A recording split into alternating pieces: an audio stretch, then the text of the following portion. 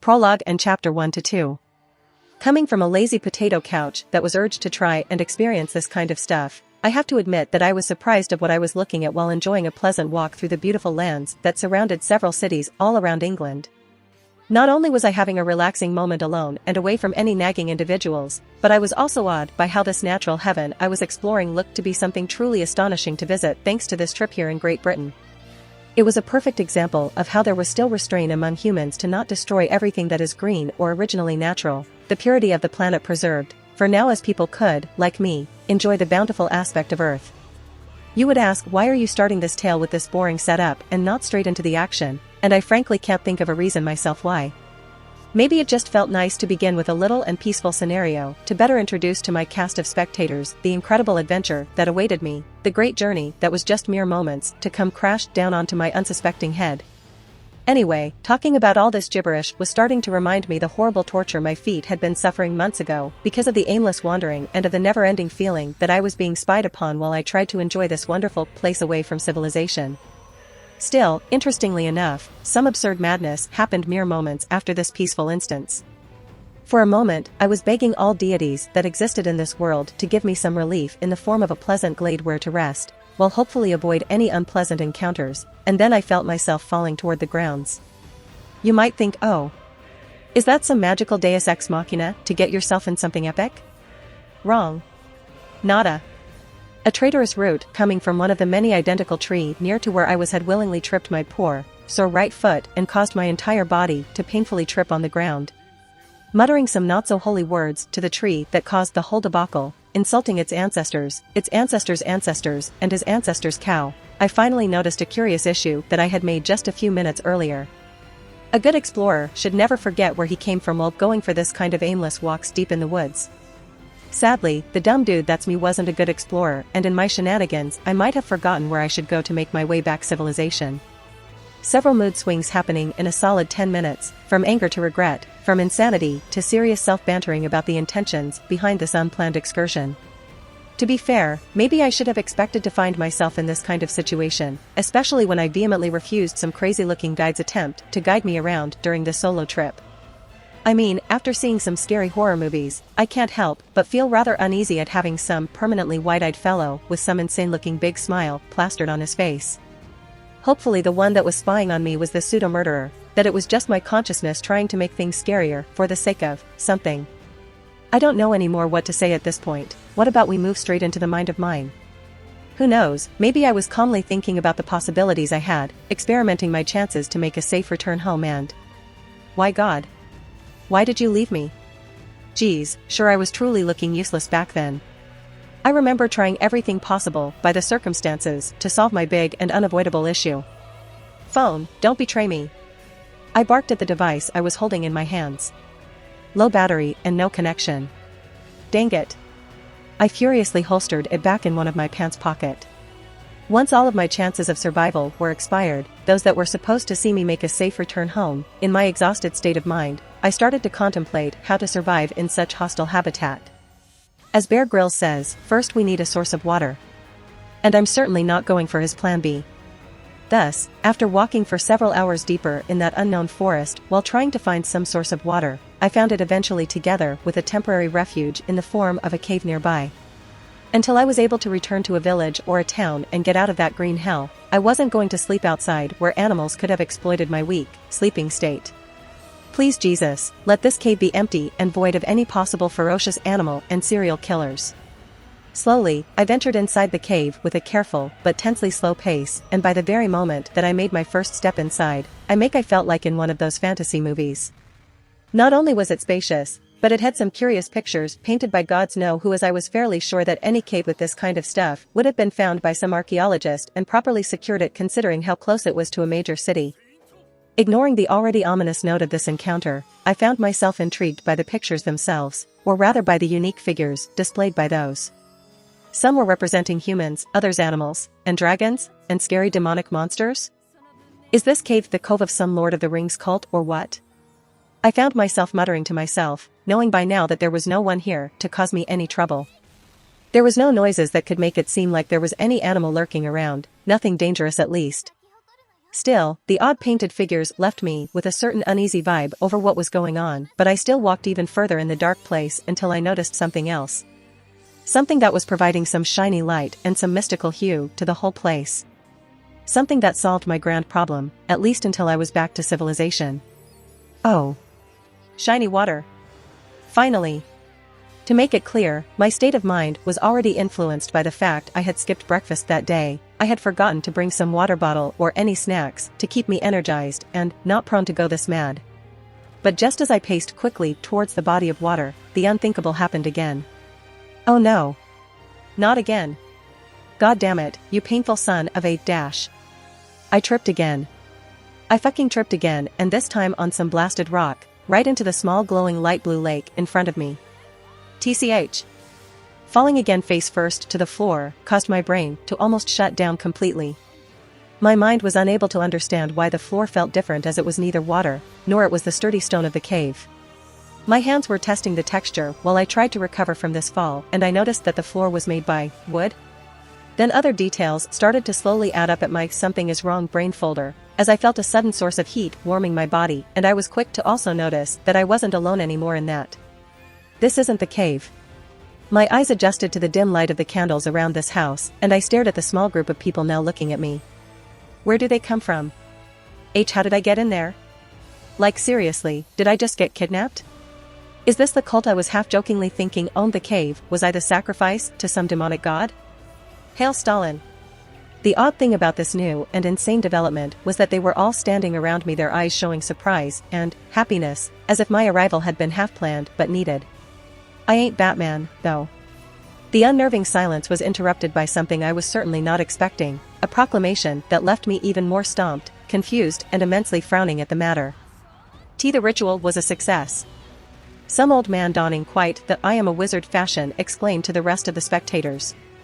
We got the king that was promised to us, the one that shall head us against the Germanic invaders.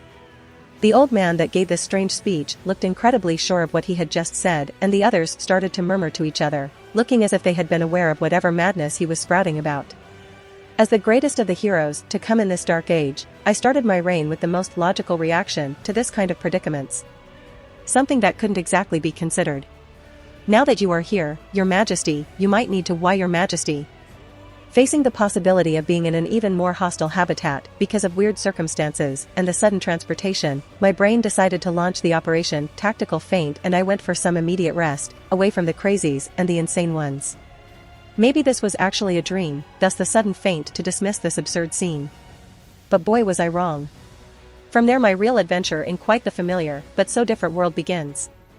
After being dragged to deal with quite the interesting dream about killer robots and femme fatale, I started to slowly wake up, refreshed and all from what seemed to have been one of the longest slumbers I've ever had to deal with.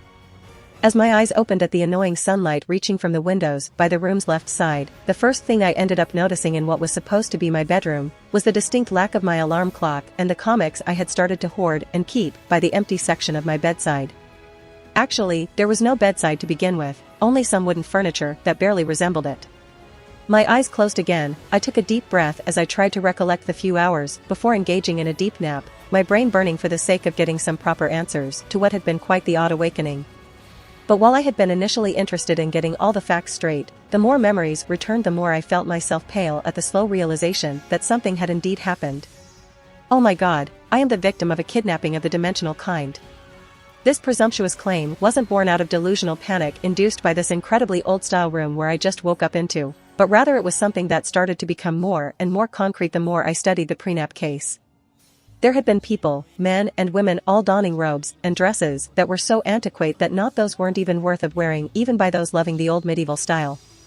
I mean, how many could seriously love having clothes with some of the most unpleasant kind of fabrics in this time period? Not many sane individuals, and that is why, considering the fact that there had been this mystical old man that had so happily pleaded guilty of committing such kidnapping of the absurd kind for saving a kingdom from Germanic invaders. A kingdom that was close to fall to this kind of threat where I was currently being held on to. I should be panicking, I should be hyperventilating and trying to get out of there before serious war crimes happened in my general proximity. There was no Geneva Convention. Yep, stuff had indeed escalated from a mere walk to a Jesus Christ, take the wheel kind of issue. And worst thing possible? I was mostly unsure of what to do. Running away? I would have to deal with the slim chances of being a lowborn wandering around in bandits-filled lands and some other crazies lurking the woods. Staying? Was this even a choice to begin with if it was the only viable option for me to pick? My hands reached for my face and I let out the greatest of groans before I settled down and started to slowly rationalize everything. First thing first, I was alive and considered something of a nobility until I kept within here. What is here and where it was specifically? England was massive, but if I have to take a wild hunch, I would say that we are by the Wessex region, the area which suffered the most the Germanic invasions. With my brain finally picking up the pace after the few moments of horrible panicking, I began analyzing the room I had just woke up into once again and I started to take note of the various elements present there. The pieces of wood were a stark contrast to the entire stone-like structure this room was built with, and it was quite the proof that I was in some sort of luxury room within this castle. This building, it had to be a castle. There was no way for any medieval civilization to create this kind of massive room if it wasn't installed in a castle. Okay, I was making progress. Little progress, but enough to drive me to consider what I should do right now.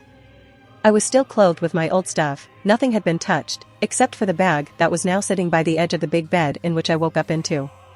My first intention was pretty legitimate as I started to rapidly make a list of what I had in there. Considering that I had planned for a little excursion, I was grimacing at how little I had on me. My phone charger was useless, it wasn't any of the solar-powered ones that were starting to make an appearance to the market and I certainly didn't felt a need to buy one of those for the sake of a simple trip in the woods. There were some toasts with ham and mayo, nothing that was meant to consume this early in the morning, and I could see that my water bottle was half full, about 75% filled with some mineral water. Pity that I hadn't packed Pepsi. Oh God, there is no Pepsi in medieval times. Groaning again and mourning the loss of what made me the most excellent soda fiend, I decided to drown my sorrow in what looked to be a little booklet that I had picked up from one of the various stores I had visited during my visit in some random villages nearby London. Something that was written for tourists and thus lacked any of the boring but now incredibly important information that I really needed to make use of if I wanted to survive this invasion. But then again, am I in the wrong side of history right now? Considering that I had to fully stop the invasions of the Germanic invasions, thus repel the Angles and the Saxons, which would then become the backbone of the culture before the consolidation of the English tradition, maybe also the Jutes and other pseudo-Vikings trying to raise and pillage cities left and right. Morality would want me to stand aside and let this black mark in human history unfold, but since when morality beats sense of self-preservation? I wasn't certainly going to give up my survival just because I didn't want to manipulate history, but then again, why wouldn't I want to change stuff for good? Butterfly effect aside, a massive and dangerous thing to do if I thought of the ramifications my actions might create after around 1,000 years from now, I needed to seriously plan out something and my mind paused abruptly right as I caught some knocking originating from the lone door of the room. Eyes turning to glance at it, I had just enough time to get up from the bed before replying. "See, come in." Of course I would be stuttering, I chided myself with an inner facepalm. The door opened to reveal the very elder that had been responsible for my current whereabouts, the old fossil looking fairly tired but nonetheless happy to see me well and healthy. Donning some light grey robes with hood included and wielding some long staff that arched with a light blue sphere on top of it, I was half tempted to address him as Gandalf, but I was quite surprised to find out that the first guy I had to receive was the one that caused my current presence here in this disastrous scenario. I blinked and this little moment of silence from my part was taken as some permission to speak. "I see that you are finally awake, my lord," he greeted with a slow nod of his head, his smile widening just a little as he took a few steps towards me and then he stopped. "Good to see that you have recovered from that sudden faint, we thought that dash." I held my hands up as to gesture him to stop for a moment. "Quick question, shouldn't you be introducing yourself?" I asked with an unsure tone. "I mean, I would like to know who I'm talking with as, from my understanding there is this massive issue in the form of some invasion dash." Oh, he seemed mortified by the point I was bringing up and he tried to slowly kneel before me, forcing me to gesture nervously at that. "Look, there is no need to kneel or anything like that, there is no mistake in being forgetful once or twice in a while," I spoke once more, drawing some more surprise from the elder. Said surprise morphed in awe as the grey-bearded man gave a quick nod. "You understood, my lord," he said with a brief hint of shock. "My name is Altuos and I'm the chief of the Magus Guild here in Londinium." He gave another bow with his head, yet my attention was drawn away from his name, which didn't ring any major bells in my head, but the two other elements did highlight two important bits. Starting from the detail that I was most aware of, I could say that the situation is actually bad, but not as worse as I had expected it to be for numerous reasons. Londinium was the name of the old settlement before the conception of the proper city of London. It was an urban area that still flaunted some strong fortifications from the former Roman castrum, which was fairly advanced compared to some of the early medieval complexes. The big issue? Depending on the century I was yanked into, this city was either starting its decline or already hemorrhaging people, resources, and capable soldiers because of the growing troubles rising on the island. So, instead of playing the long guessing game, I decided. Altuos, I know it might sound curious to ask, but can you please remind me which year of the Lord are we living? He blinked, his surprise resurfacing, but less than before, as he merely gave a quick answer. It's the year 453 of our Lord, your Majesty, the elder announced with a solemn voice, which I replied with a quiet hum as I found myself drawn back to my mind as. I am fucked.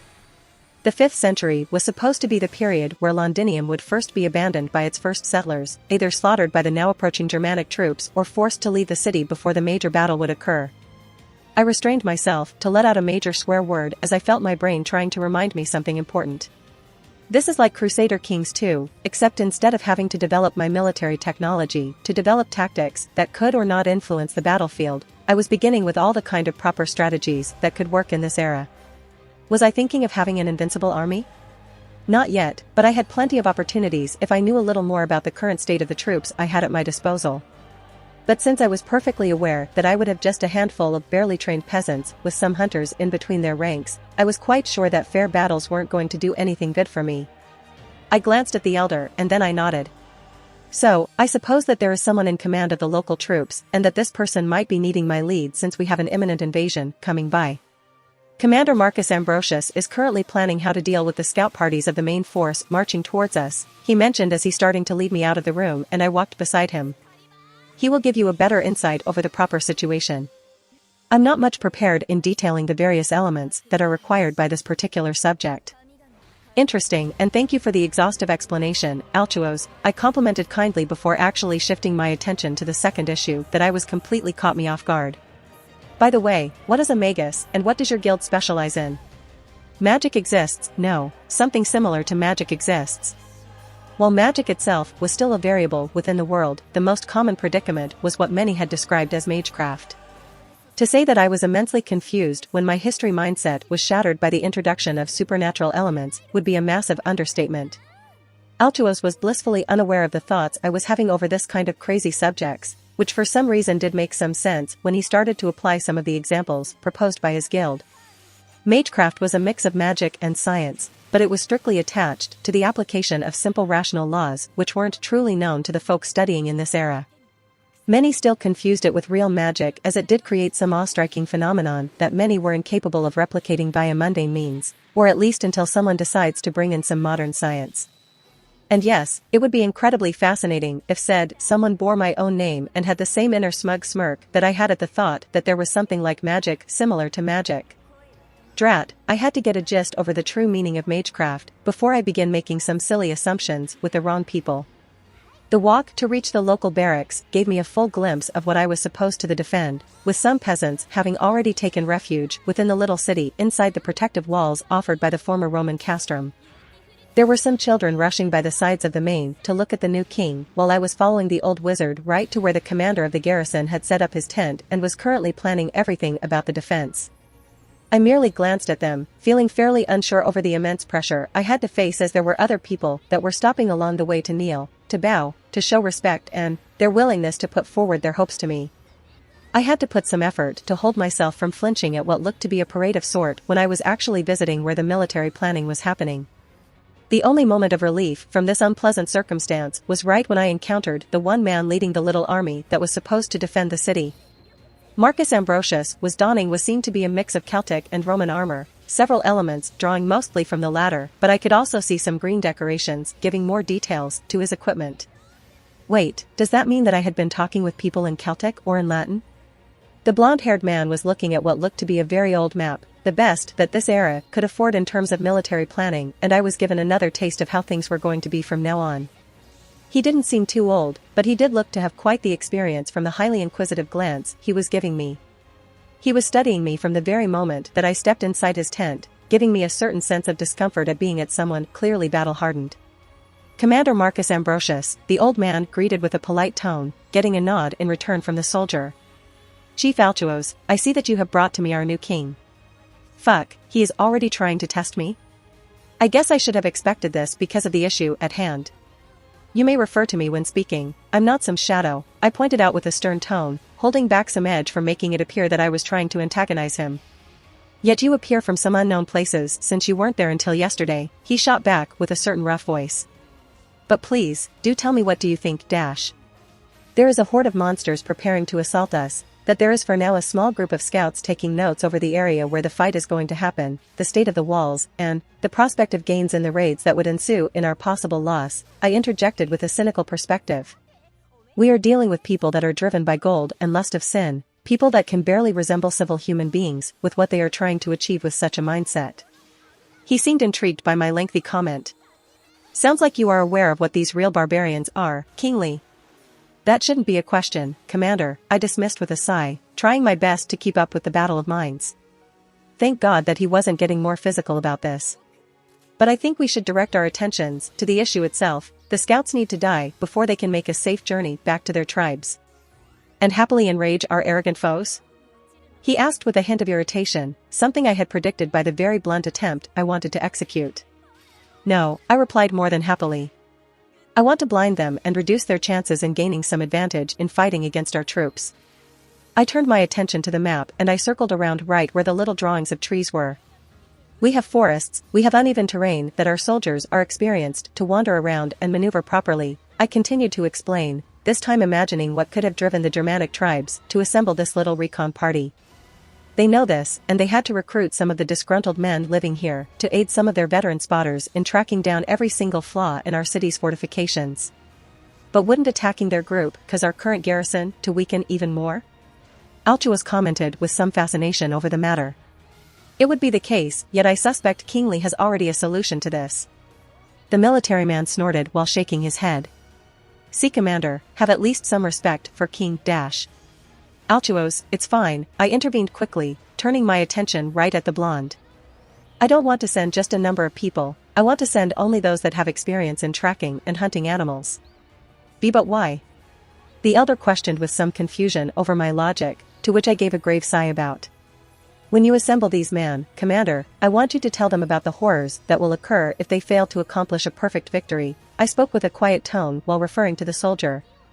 I want you to spare not a single restraint in detailing the atrocities that will happen the moment we lose even part of our lands to them, what will happen to their families, to their homes, and to their children. There was a pause, then the blonde smiled. You wish them to truly hate the gutters of those filthy animals, don't you? And my lord, I don't understand what would you gain by giving such a terrifying recounting to the men defending the city when dash. We are outnumbered, we have less than half that what the invaders can muster, and we can't play fair with them, I interrupted with a dismayed sigh. While I understand your concern over the devious nature of this endeavor, I wish to also remind you that we can't just allow any reprieve to our aggressors. The moment they believe that we are vulnerable will be the moment where everything will be lost. Not fealty, there had yet to develop a sense of feudalism within English aristocracy, the conception of a centralized and stable ranking system for the elite class ruling over the peasantry. I was fairly sure that proposing such an initiative right now would only create to me even more issues than I wanted. The system was flawed when it was conceived, spawned by the conflict between church and state, and it was sure not going to work with how unsure the loyalties were until now. I didn't need to find myself toppled by some band of nobles trying to impose another dictatorship because I granted them too much trust. Everyone was nervous nowadays, and I was quite sure that some proper attention was needed before granting some legitimization of their current holding. Huffing and standing up from the bed, I decided to search around the room for any other objects that I might have missed the day before. While I had been getting accustomed over the map of the castle that was now my property by wandering around the place after a nice rest by the inner courtyard, I hadn't been that much attentive over the things that were there in my bedroom. Quietly humming and scanning around the various pieces of furniture that were there for me to look carefully into, I ended up finding some old tomes, a mix of old diaries with somewhat perfect English words and some tomes with easy-to-read titles. It hadn't taken me much to realize that the summoning, the spell that had taken me away from my lone trip in the woods and right into this big crisis I was supposed to solve, had also given me the ability to understand, read and speak fluently the Latin that was still being used by the people living by the castle city. A last sign of the Roman foothold over England, the city that was now supposed to represent the undefeated spirit of the newly freed nation that I was now leading to success. Hopefully it was success and not utter doom. The chances were still fairly low for a grand victory, but never say never. Gah, I regret quoting that horrible piece. I could have picked a better line instead of, "Oh?" My thoughts vanished just briefly as my full attention was grasped by the dark blue robe that I had found by one of the dusty constructs of wood that I'd been searching through until that moment of quiet. Eyes glancing all over this tunic, I had my left hand caress around the gold-like lines that gave it quite the regal air, and I decided to try it out. It was a slow process as I decided to wear the robe over my modern clothes, unwilling to part away from some of the few things that I had left of my previous life away from the current danger I had to face on my own, plus several hundred lance-wearing peasants. The measures were mostly correct, the only issue being the length of the arm sections that needed to be rolled up a little to not fully cover my hands, and I gave a glance at the full-body mirror set by one of the room's corner. It was perfect. The visible jeans and shoes hid well with the dark bluish color of the tunic, making those stand out just a little compared to the current clothes trend. As I started to ponder whatever or not should I have been focusing to make some better clothes for my subjects, starting to get irritated by the constant itching I felt by my exposed wrists, I tensed up as I heard someone knocking thrice by the door. I eased a little as my mind brought back some logic about the possible individual standing behind the little barrier, knowing only one individual having gone out of his way to greet me earlier yesterday's morning. "Come in," I allowed with a polite but loud enough voice, the door opening mere moments later. Altuos slowly entered inside, a patient smile on his face as he approached me. "Your Majesty, I see that you are fully awake and—" He paused, his attention taken by the dress I was wearing. "I see that you have found the robes designed for the former governors of the city." I blinked at his words, glancing down at the tunic itself and, just now noticing the little SPQR symbol, but the upper section of the chest. "So this is something ceremonial, or it's just something that isn't used anymore?" I asked with a hint of curiosity, my mind lit at the fact I was wearing the former robes of a high-ranking role within the now mostly defunct Roman Empire. The previous governor, the one that assumed control merely a year ago, before leaving 3 weeks ago, didn't get the time to don such a regal outfit, Altuos replied with a calm hum. He was constantly moving around the territory to keep people loyal to Londinium, but ultimately he was forced to leave when the province of Gallia collapsed to the various factions in the region. If I remember correctly, the lands where modern France would exist were split between the Roman Soissons, the Visigoths, and the tribes of the Franks. Thus the Roman influence was already waning swiftly away from their previous strongholds. England was a particular case as the tribes from the north, those that were born from the fragmented Picts, weren't able to sustain a full offensive to vanquish the Latin presence in proper England and Wales. Yet there was already a rebellious kingdom in the form of Dumnonia and, considering the age and time, I was quite sure that this new nation had already switched from Chalcedonian to the old pagan religions lingering within the Welsh/Cornish people, only to fall in some minor civil war between Christians and pagans. If I remember correctly, around this period a certain King Arthur was supposed to be waging war as one of the contenders to take over the throne of his dead father, Uther Pendragon, after spending years training either in some unknown village in Cornwall or after making some experience in battles against the tribal invasions in France. The stories and the authenticity of the legendary figure were shrouded in mystery. Some would confirm his existence, others would dismiss it as different important characters that had names similar to the one bestowed to the holder of Caliban. Maybe I will give it a proper look about his possible whereabouts once I was done with, the crazy bastards marching towards Londinium in the effort of burning it to the ground. I nodded at Altuos. "I suppose I can use to make my introduction to the court," I muttered quietly, gaining another nod from the elder as he started to lead me out of my room and right towards where the throne room was. The walk was particularly brief, the important area of the castle being fairly close to where my bedroom was, and I was introduced to a modestly sized, but still humongous room. It wasn't an imperial throne room, but considering that this was created from the place where governors would address the issues present in this former Roman land, I could see it as a well-prepared place where to hold debates and conversations. And boy, did I plan to hold quite the debates and conversations in this pretty room for the sake of survival, betterment, and survival. Did I say survival? The vast space allowed by the setting permitted the presence of a noticeable group of people already standing near where the throne was. From their clothes I could recognize some of the nobles present at my summoning, some looked to be wearing religious tunics. I could also see Commander Marcus and some of his soldiers and some individuals donning light gray cloaks with some peculiar items. One was wearing several jeweled necklaces at once while another was donning what seemed to be some iron knuckles. From seeing this particular group wearing clothes similar to Altuo's, it was simple to deduce that they were possibly a part of the same guild. They were those adept with the pseudo-magic the elder had displayed back when I doubted the truth in his words yesterday. Still, wasn't this a bit too early for thugs to be using magic for doing crazy stuff? What's next, some hypocrite? Just as this thought ran through my brain, I was forced to stop my approach directed at the chair designated to be used solely by me because an unfamiliar old man wearing some well-decorated white robes and some tall hat paced calmly right towards me. "I assume you are King Joseph, the magnanimous ruler that our Lord bestowed to us," he spouted out with a somewhat familiar tone of spiritual elevation. "The preachy kind." B bowed just a little, some other men rushing to follow his same example. They were wearing white clothes, just like the leader himself, and I hummed. "May I ask your name?" I questioned bluntly, holding back just enough to not sound overly annoyed by the sudden interaction. "You know my name, yet I don't know yours."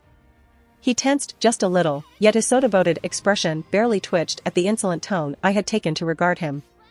Felicianus of Dubris, Bishop of Londinium, and sole holder of the church representation here in this island, he bowed a little more, head leaning forward. "Apologies if I introduced myself with far too much vigor. It was the joy of seeing you, the true proof of our Lord's mercy upon us in these dire times." The nobles started to whisper with each other, fascinated by this new claim over my presence here, clashing with the one presented by Altuos. In fact, I could see the hooded members of the Magus Guild tensing up and showing some irritation at the attempt to slander their efforts, an attempt that I didn't plan to see completely unfold like this. "I suppose you could consider my presence a divine blessing," I started subtly, trying to come up with the best way to counter the little clout he had over the aristocracy. The church had yet to enforce its domination upon kings and the not yet created Holy Roman Empire in this century, and their influence was still strong enough to be problematic if not handled with a certain attention. But it would be incorrect to confuse our Lord's intervention as a direct and immediate miracle, I continued with a certain tone, my eyes fixed on the confused expression on the bishop's face. While the will was of God Almighty, a mortal hand was the direct responsible for such an event. Just like Jesus was a representation of the Lord's interest upon his subjects, so the Magus Guild acted upon the same reasoning. His eyes widened in shock. The holy man was certainly unprepared to deal with someone that had this much preparation about the Bible itself. Catechism did leave me a certain cultural knowledge over some aspects of Christianity, some of those were even expanded upon when I ended up reading some of the books attached to the divine and the holy. I wasn't supposed to gloat this early on as the discussion was far from over, yet I couldn't help but grin in my thoughts at the fact I shattered the initial perception this jerk had over me. Since many heirs to aristocracy were taught by priests over the importance of some of the Bible's precepts and I hadn't been born in that role, I would consider a possibility that Felicianus had thought me to be a mere fool that he could have manipulated so quickly and so brazenly. Maybe it had been fear at the idea that Altuos had been around me since I had woken up yesterday, possibly giving me the wrong ideas over the church, or maybe there was some stupid panic at the chances of having gotten a heretical king from this circumstance. Catholicism had yet to fully manifest and many heresies like Nestorian and Arianism were plaguing the war-torn areas of Europe while Christianity battled against the barbaric tribes and other pagan religions hailing from the east. But they are not devoted believers, the old priest rebuked quietly, trying to keep reason as his main argument. Their mission wasn't one ordained from God. Does God seriously need to speak to people to put them in charge of a heavenly duty? I said with a tighter voice. Did God have to truly enforce his might upon the Jews when they started to worship other deities? Didn't he himself demand their submission with his first words proclaimed upon the Holy Covenant? His eyes were now wide open, shock filling him as I had gotten him well enough, surprised over my grasp over the history of the Old Testament. I had him right where I wanted him, the mood and the awe just what I needed to commit myself to quite the risky speech. The Lord himself promised love with the birth of Jesus Christ, the son of two humble believers, and proof that a good life can be made without the need of sinful means, I explained with some resolution in my voice. While the Magus Guild isn't completely loyal to God, their virtues within their mortality make them worthy enough of being our brothers in soul and in true times of need. Why yet they don't believe. God's mercy is eternal. While he might found doubtful the state of their devotion, he himself wouldn't deny the fact that their mission is just like any faithful Christians, I proclaimed with a determined smile. An endless war against the wicked one and those that stand by his sinful ways. The infidels that are currently marching towards Londinium, ready to commit the most heinous atrocities that a good man could ever consider for the sake of honor and elation at the possibility. He seemed to realize what I was talking about, just what I needed from him in this moment. Faith was a double-edged weapon, especially in times of war and suffering. When a man or a woman are left before an inevitable disaster coming towards them, their only certainty is faith in someone. Someone above and beyond their comprehension, that would never betray them or bring them any wrongful judgment. "T the infidels, T the invaders," he exclaimed in dread. "They represent hell's own destructive ambitions." I smiled at the heated reply and I nodded. Indeed, they are trying to subvert what is right and good, what is holy and divine. This is why the Magus Guild will make sure to cooperate with King Joseph, Altuas interjected with a calm voice, drawing the attention of the bishop upon himself. Even though animosity was the sole emotion that we shared until now, I wish to make sure that the innocents and the weak are protected by the onslaught approaching. Felicianus blinked, his lips parted but no response coming at first as he seemed fixed in time, stuck in a moment of immense doubt and thought. God is our Father, our merciful Creator and the one that is the final judgment of our sins or misled faiths, the bishop slowly spoke. He is caring, but stern. He is loving, but also righteous, and I think his will in this specific circumstance is to make peace with the misguided fools of the Magus Guild. I was a little surprised by his hesitation and quick jabs at the rival group to the church, but I still nodded. United, we shall stand against the wave of evil, I preached with a determined tone. But if we stay divided, we shall fall before the carnage. The two elders nodded at each other and I was finally allowed to take a seat by the little throne deeper in that room. Everyone slowly started to kneel before me while Felicianus and Altuos kept standing up. All praise King Joseph, first of his name and true ruler of Britannia, the home of the holy, of the just and of the merciful, the bishop introduced solemnly. May his reign be long and prosperous, filled with joy and victory, of glorious feats and betterment. Wait, does that mean that my dynastic name is? Long live King Joseph of Britannia, true king of the Isle. The collective response got me impressed, awed and quite nervous over this new step I just made. It was another tentative one, this time it was careful manipulation that got me to sit in a stabler seat of power instead of dealing with inner dissent so early on in my reign. I sighed, giving a polite smile at those still kneeling, and I nodded. You may stand, and we may begin the first session of court, starting with the provisions required for the defenses, That was quite the impressive speech, kingly, Marcus Ambrosius giddily proclaimed as he took a seat in the lone chair in his tent, staring at me as I glanced at him with some impatience. Almost got me to shed a tear of absolute loyalty, yet it takes more than just some sweet talking to prove your worth as the liege of this once glorious city. His words left me confused, and the fact my brain was still recovering from the 3-hour-long court session I had to deal with just a while ago.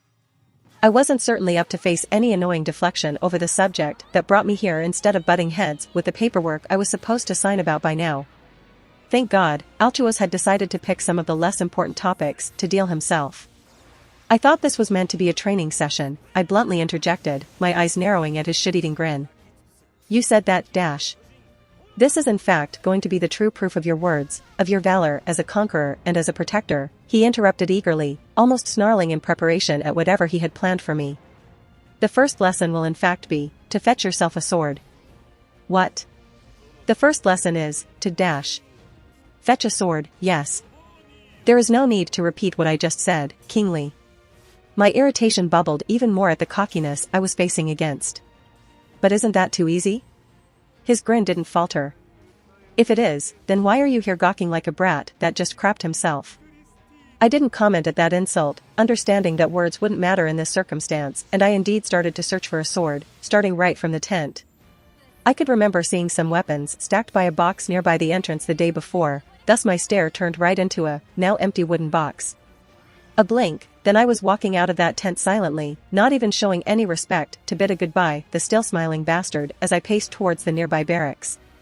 The building was mostly empty, the troops were currently training on another section of the city and thus leaving me free to raid the place for any sword left forgotten on purpose or by mistake. I found not a single weapon. There wasn't even a single dagger left around the place, and I blinked again as I left the building after 10 full minutes of thorough searching in the various rooms assigned to the soldiers, and a strong suspect had started to insinuate itself in my mind. The task would have been easy to complete if it had been done in a normal situation, yet there was a strong possibility that Marcus had wittingly made sure to leave not a single sword for me to find in the normal places within the city. He had wanted me to suffer for the rest of the day before giving me a true chance to train and get strong. Now that magic was a variable, training on a personal level was a must both in terms of physical and magical defense. The world was crazier than I thought back in medieval ages, and only God knew what kind of threats I would end up facing in this predicament. Vortigern, Morgana, Mordred and other villains that could easily tear me apart without some proper understanding of magic and swordsmanship. Altuos had already promised some theoretical lectures before introducing me to some practical works, and so I was left to deal with the mundane aspect of my planned training, which was the one proposed by the cheeky bastard of a commander that was Marcus. Seconds of silence passed and I was left wandering the partially crowded mud roads within the castle city, ignoring the stares I was getting from the people in my proximity as my target was. Wah! No more. You are so strong. Stop, you evil Romans. A child yelled at 3 fellow children running away from him, the young boy holding a poor quality wooden sword over his head while giving chase to his friends. I stopped for a moment to stare at the scene unfolding before my eyes, confused at what was going on, until I heard the people around commenting about it. They are still playing at it? I thought the game was too hold for dash. Some kinds need to show that they are brave, someone interjected with a laid-back tone. Let them play Nennius as much as they want for. Perhaps you are right. At this point I had gone away from where these 2 fellows were as I rushed towards the gates of Londinium, an idea slowly bubbling up and providing me with a quick solution to solve this test without having to beg anyone for a sword. Why would I forget about that detail about Londinium? How could I forget about that sword?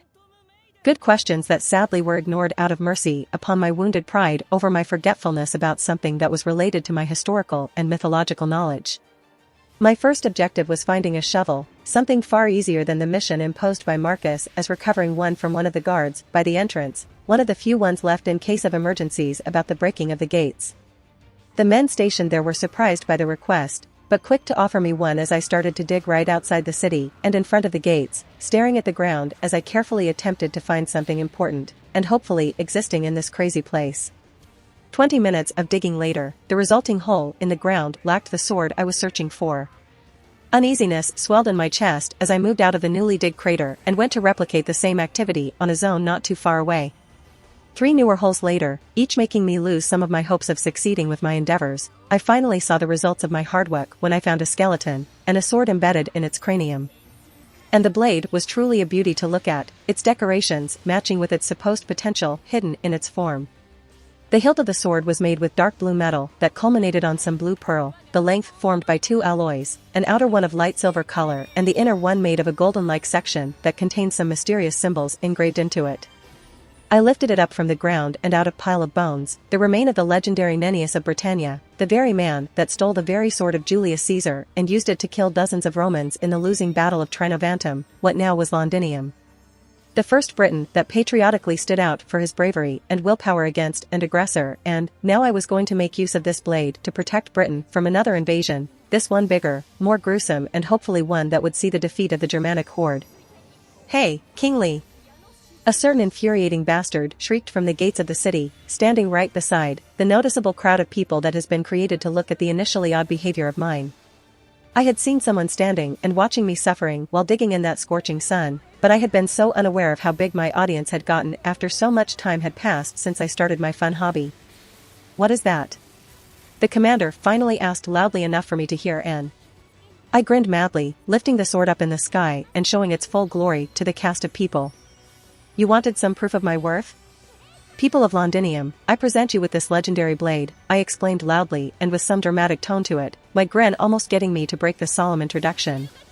Once owned by Julius Caesar, before becoming the sword used by Nennius of Britannia, I show you the Yellow Death, Croce Mors. If this had been a cartoon, the military leader that was now gawking at the greatest Roman artifact left in Britain would have had his jaws dropping at the floor, the rest of the crowd recognizing its worth only by mentioning the 2 legendary heroes that once used this still pristine that was now mine to use. I looked up at it, the sunlight making it glimmer and show more of its holy appearance, making me wonder how much of a sign this was for my successes. Propaganda was one thing, but can it lead me to victory? Once this very thought concluded, I noticed an odd glow within the sword, almost teasing me and berating me from thinking that there was anything else but success. And as I made my way back to the gates of the city, the strings of destiny seemed to twist and change under the development I had just achieved, something that I would never know about, until the world started to roll brutally to fix such a change. But who would win, an untrained BOI with an aimbot sword or a magically enchanted cast of characters from the Arthurian legends, and beyond? If you want to support me, check out my Patreon at https://www.patreon.com/Kayashin. I tend to polls that decide important plot stuff in my P at Trian. Many thanks to my awesome patrons: Ben Phillips, Yami Tancho, Harold's Martinsons. If you like this content, don't forget to like and subscribe. See you later, bye bye.